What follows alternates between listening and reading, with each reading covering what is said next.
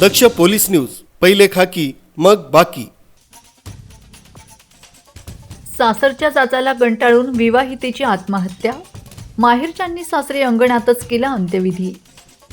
चांदवड तालुक्यातील पिंपळगाव धाबळी येथे घडलेली एक धक्कादायक घटना सर्वत्र चर्चेचा विषय ठरली आहे. येथील 22 वर्षीय विवाहितेने सासरच्या छळाला कंटाळून घरातच गळफास घेऊन आत्महत्या केली आहे. चाळीसगाव तालुक्यातील दहिवडी येथील मृत मोहिनी चंद्रकांत अहिरे हिच्या वडिलांनी चांदवड पोलिसात फिर्याद दाखल केली आहे. त्यांच्या तक्रारीनुसार सासरच्या लोकांकडून सतत मागण्या केल्या जात होत्या. त्यावरून मोहिनीला वारंवार शिवीगाळ व मारहाण केली जात असल्याचं त्यांनी सांगितलंय. या सततच्या छळामुळे त्रस्त झालेल्या मोहिनीने अखेर आपले जीवन संपवण्याचा निर्णय घेऊन आत्महत्या केली.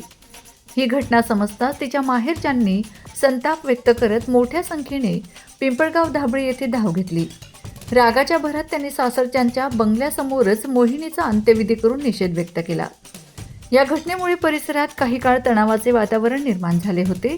घटनेची माहिती मिळताच चांदवड पोलीस ठाण्याचे निरीक्षक कैलास वाघ व त्यांच्या पथकाने तत्परतेने घटनास्थळी धाव घेतली आणि परिस्थिती नियंत्रणात आणली.